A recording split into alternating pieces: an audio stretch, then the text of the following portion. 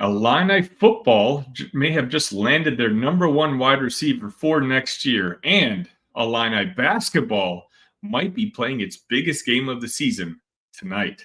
Locked On Illini, let's go.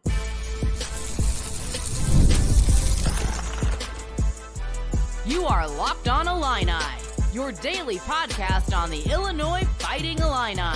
Part of the Locked On Podcast Network, your team every day. Welcome back to another edition of Locked On Illini. Thank you all so much for making us your first listen every single day. My name is Sunny Verma. You can find me on all the social medias. Just do a quick search for Locked On Illini. Send me a message, say hello, say something nice, say something not so nice. I always appreciate your feedback. If you'd like to help this channel grow, a simple like and subscribe will help immensely. We're getting so close to 1,800 subs and getting closer to my ultimate goal of 2,000. Today's an interesting day for Illini sports.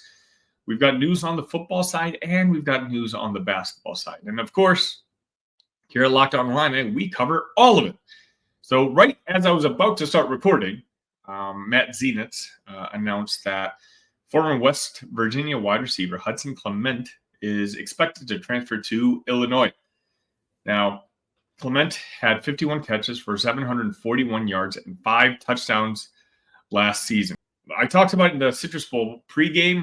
One of the things I was most looking forward to seeing was just how good the young players, the young wide receivers were going to look. And I'll be honest, they looked great. Hank Beatty had a great game. Malik Elzy, I believe, only had 1 catch, but he was on the field a lot. He made some really good blocking plays. I really liked what I saw from him. And, despite we know there's a lot of talent in that room, but when you're going in with Luke Altmaier on his final year in college football, you have a senior year quarterback, a very talented quarterback. That's almost a hack, a life hack when it comes to college football. And that's something that I think Brett Bielema and the staff realize that they have to maximize taking advantage of. You do that by making sure you surround him with as least amount of question marks as you can. Is that wide receiver room very talented? Yes. Is that wide receiver room very green, very young? Also, yes.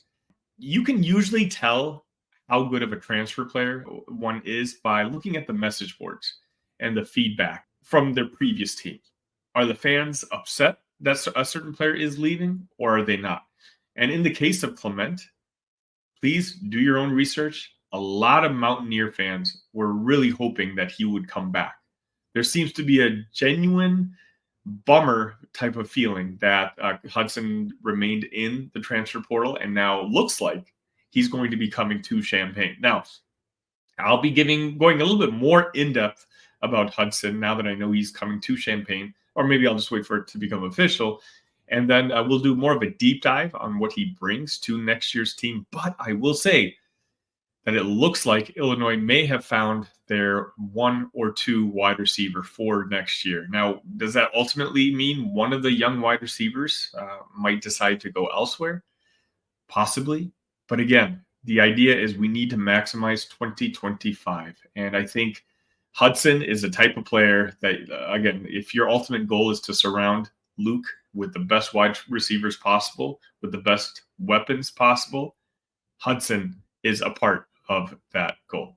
But like I said, we'll get more into depth with this potential acquisition on a future episode. It's Thursday, January 2nd, depending on when you're listening to this. And this evening kicks off what is basically Big Ten season. We've played 2 games already before, Illinois being 1-1 with a victory over Wisconsin and a loss against Northwestern. But for the most part, from this point on, it'll be Illinois facing off against their Big Ten rivals. And it's really, they're starting off right with the toughest. Oregon, by many accounts, is the favorite to win the Big Ten Conference. I've been watching a lot of Oregon basketball. And those of you who tune in on Monday morning's episodes, every Monday morning, I have JR from the Big Ten Huddle on to give us power rankings for the Big Ten Conference. And I've talked about how I really like how Oregon looks.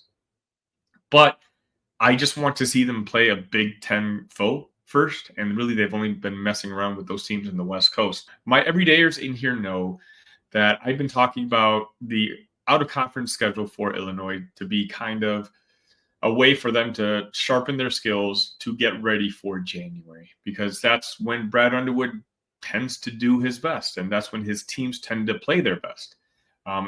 Having Oregon as the first matchup is an intriguing one for me because, as well as the Illini have been playing relatively, I don't know if they're quite ready to be the best team in the Big Ten Conference like I've ultimately predicted us to becoming. Oregon, like I said, is a very good, a very balanced team. I believe they have 5 or 6 guys who average double figures. Now, truthfully, they don't have as much high-end talent as Illinois has. Oregon is just littered with really good players, similar to what Tennessee looked like when we played them earlier in the season, where I just talked about they got like 8 guys in their rotation that can play for almost anybody in the country. Oregon is just one of those teams that's very well coached. And, they remind me a lot of the Illini in that regard.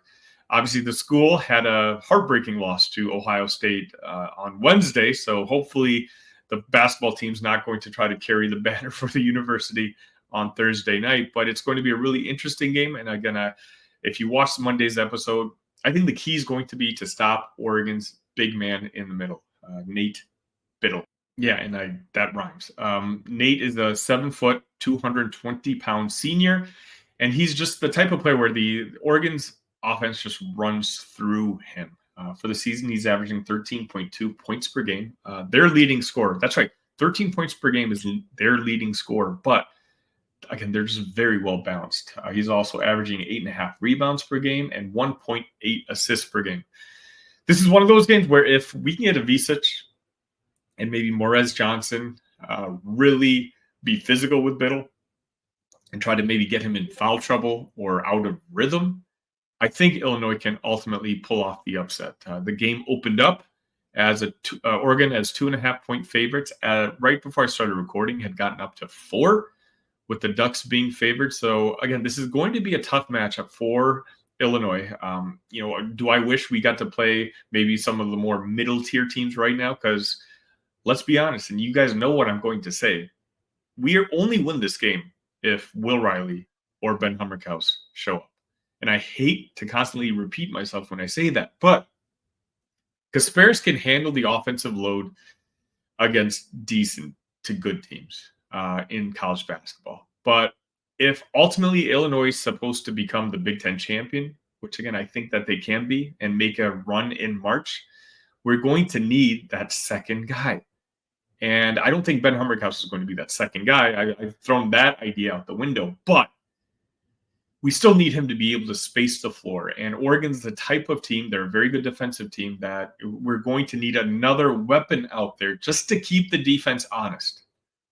Because, again, Kasparis, at some point, he's going to tire out. And so the more we can just even out the workload amongst other offensive players on the team, if Ben Hummerkaus can hit 3, maybe 4 3-pointers on Thursday night, I think Illinois sets itself up pretty well. Will Riley needs to get going. And I know this is an echo chamber here if you're watching my previews for these basketball games, but because it's true. I really think that, Will Riley is the guy who I have the biggest ceiling for. I think if Will Riley plays like the guy he did in the first couple weeks of the basketball season, Illinois has this conference. Like, they just need to compete. If they don't, games like this are going to be just really, really tough to win. Again, Oregon, many have pegged as the best team in the Big Ten Conference. I believe, I checked a couple of days ago, on FanDuel, they were the odds-on favorite to win the Big Ten Conference. And the fact that they get this game at home, it's out in the West Coast, 9 p.m. tip-off for us local Central Time folks. And by the way, just because it's 9 p.m. tip-off does not mean I'm not doing the post-game. So make sure you hit that like button, hit that subscribe button, and also hit that notification button. You'll know exactly when I go live. I'll be going live immediately after this game. And we can talk about, hopefully we get to celebrate a late night victory. But otherwise, as you guys know, sometimes it's just a late night therapy session, and that's fine as well. This is not going to be an easy game. And I just wish Illinois was playing better coming into the game. I'm throwing the Chicago State game out the window. Kylan's playing great. I like the way Trey White's playing. Kasparis is being Kasparis, one of the 10 best players in college basketball right now.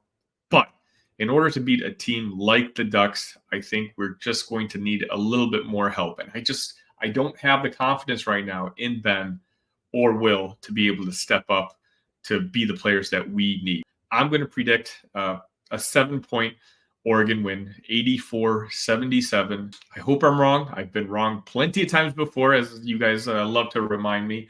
But again, if one of the other guys steps up, I think we can win this game. But playing at Oregon for essentially your first game in the Big Ten Conference, that's going to be a tough game for the Illini. Right after this, we're going to be talking with Ryan Harings of Locked On Badgers, and we're going to learn a little bit about some of the newest Illini next season.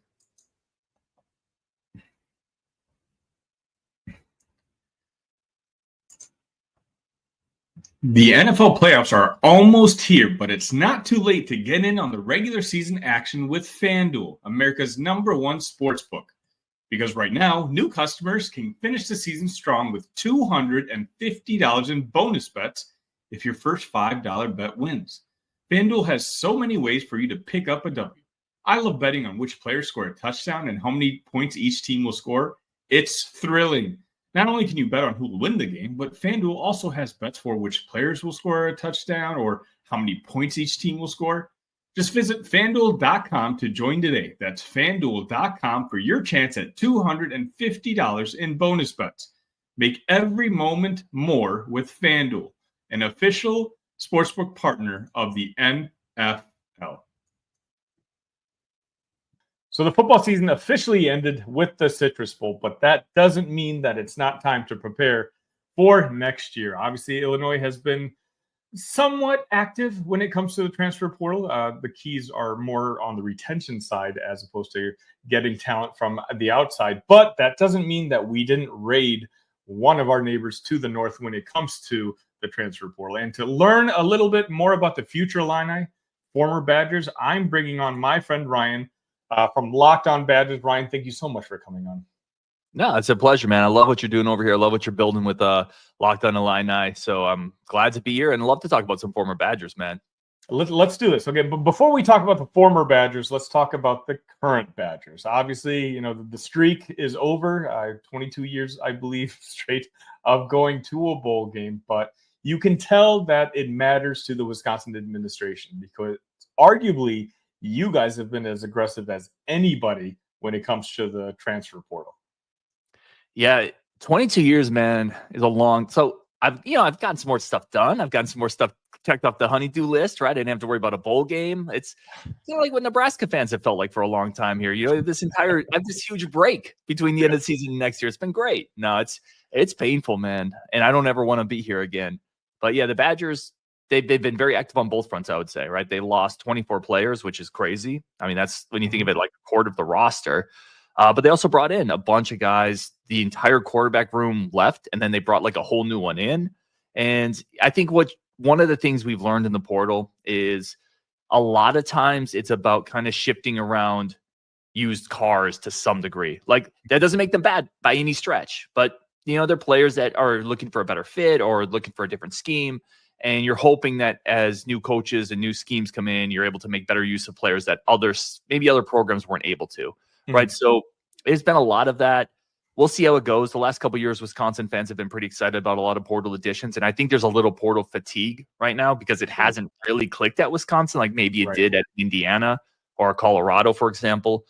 So, yeah, I think there's a lot of wait and see with Badger fans. But, yeah, not going to a bowl streak, it's definitely it's a bummer, man. It's not fun at all. Let's talk about some of the new Illini. Let's just go in chronological order. Let's start with Leon Lowry, a guy who Brett and the staff was actually going after last year when he was a transfer from Syracuse. I think he was one of the top transfer portal members last year, when he had entered. Went to Wisconsin for a year. The numbers don't necessarily look great, but as you mentioned earlier, might just have been a misplacement when it comes to the scheme that he was playing in. I'd love to hear your thoughts on Leon. Yeah, so Lowry was a guy who came in, obviously, from Syracuse, and we were pretty excited about him. Athletic profile, talked to a Syracuse guy who kind of talked very highly about him. and there just wasn't a lot of production this year. Now, I think there's an element. So I'll say this: a ton of experience. Experience matters. Like experience really matters in college football. So he brings that in spades. He's played a ton of football. He is a pretty good athlete. Wisconsin's defense last year had issues bigger than Leon Lowry. And I think at times we were hoping guys like Leon Lowry would fix it all. The defensive line wasn't very good, which meant instead of Lowry being able to move in space, which I think is a better strength for him, he was taking on guards. He was taking on tackles. He was setting the edge. So it just wasn't a great fit. There aren't a lot of Badger fans who are going to be incredibly sad to see him go, but it wasn't because I think there was a lot of schematic stuff that made it difficult for him to play. I had a chance to talk to him before the year. Really, really liked him. I think he's a good culture guy. He's definitely a player that I think is going to come in and he's going to work hard. He's going to give you what he can give you. And if the scheme fit is better, which I actually think it will be for Illinois, you get a nice player in space with experience there off the edge. And I think that's a pretty valuable piece in college football. Yeah, I completely agree. After Leon, we had Kurt Neal. Kurt has 2 years of eligibility remaining. Tell us a little bit about Neal. Yeah, so Neal actually, if you go back a couple of years, he was a really big-time get for the Badgers. Neal was a player who was getting Alabama interest out of high school, Georgia interest, and then he had a knee injury, which is really the only reason he got to Wisconsin. If he had been healthy in high school, he's kind of a spark plug. He had pretty good burst in high school. He would have been an SEC defensive lineman. So there's some recruiting pedigree there. Took a year to kind of rehab the knee, came back last year, or came back a year before, and then last year he was kind of fully back into the swing of things. And again, he was playing he had been recruited by Jim Leonard, by the Paul Chryst defense, to play in a different type of scheme than what Tressel and Fickle were playing. And he's just not that big edge-setting defensive end that we needed. We needed more of a guy we're going to talk about next, James Thompson Jr. We needed that guy. And we were really asking Kurt Neal to play out of position a little bit. And again, results weren't great, but I don't think it was a great fit for him. I definitely don't want to make excuses for every player, but sure, it wasn't necessarily the best fit for Kurt Neal at his size. I think he's more of a disruptive defensive lineman. He's talked about that. Leaving Wisconsin, he said, I just think I can be more disruptive. I can get up the field more. We saw a really nice play later in the year where he was able to do that. I think in a different scheme, again, you're going to see a little bit more there, a guy with experience, size, and some disruptive ability from the inside.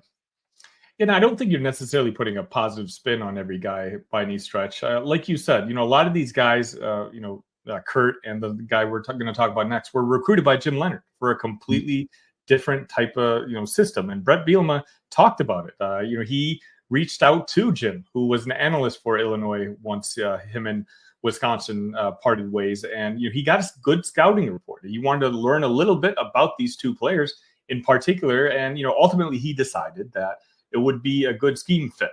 And it's one of those where when this happened, obviously the joke. I mean, I've said like 3-4 times. Former Badgers. I've called us the Illini Fighting Badgers a couple times on the show.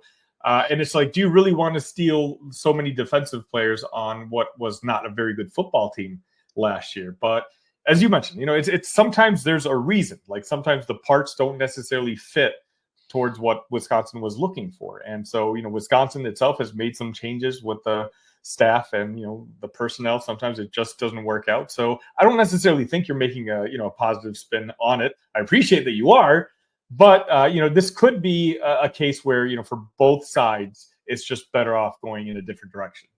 Yeah, absolutely. I think a lot of portal situations, not all of them for sure, I think a lot of them, there's an element of win-win.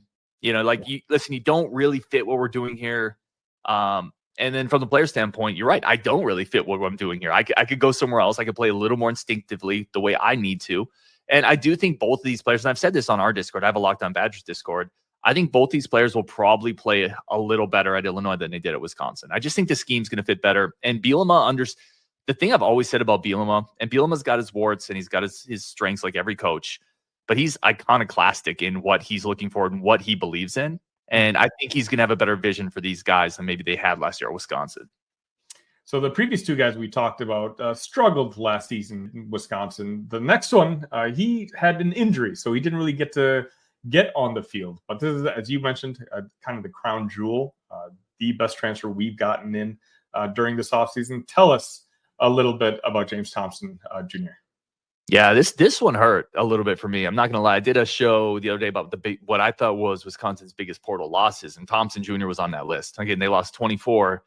I think I had JTJ at 3 on that list. And someone in the Discord said, no, he's 2. So that tells you a little bit, like, whenever you like get something, if you go take a look at the person losing it and judge their reaction, sometimes you can get a feel for like how valuable that is.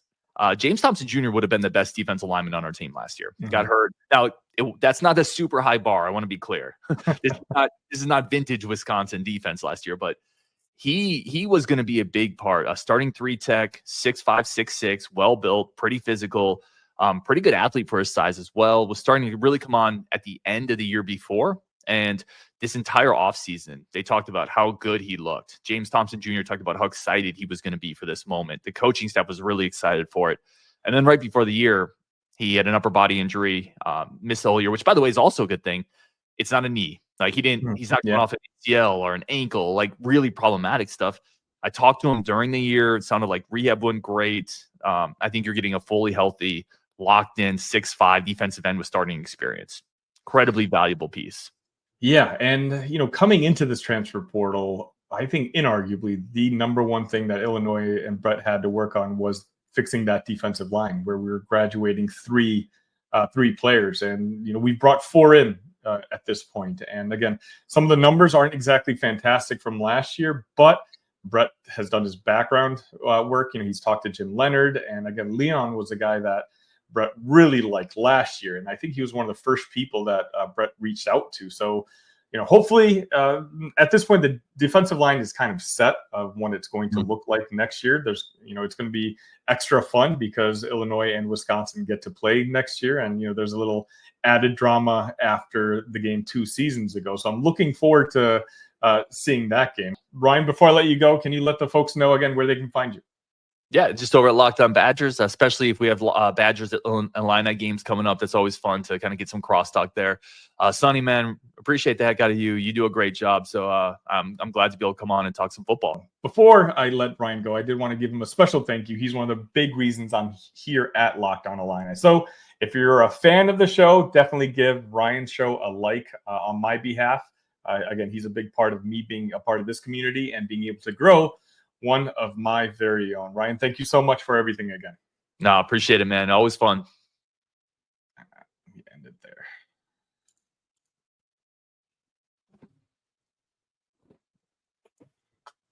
Attending the new 12-team college football playoff games is an incredible experience that brings fans together like never before. I remember the excitement of past playoff games and can't wait to make new memories with the updated format and extra teams involved. Game Time has a new feature called Game Time Picks that makes getting tickets for events even easier. It filters out the fluff to show you only the incredible deals on great seats, so you don't have to waste time searching through thousands of tickets. Recently, I used Game Time Picks to find tickets for an upcoming game. Browsing through the deals was a breeze, and I found great value for all kinds of seats around the venue. The Super Deal, in particular, stood out as the best value for the event. I love that I could see the seat views before buying, and the app shows the total cost upfront with no surprise fees at checkout. Plus, the on-time ticket delivery and lowest price guarantee gave me complete peace of mind. Take the guesswork out of buying tickets with Game Time. Download the Game Time app, create an account, and use code LOCKEDONCollege for $20 off your first purchase. Terms apply. Again, create an account and redeem code LOCKEDONCollege for $20 off. Download Game Time today. Last minute tickets, lowest price guaranteed. What time is it? Game time.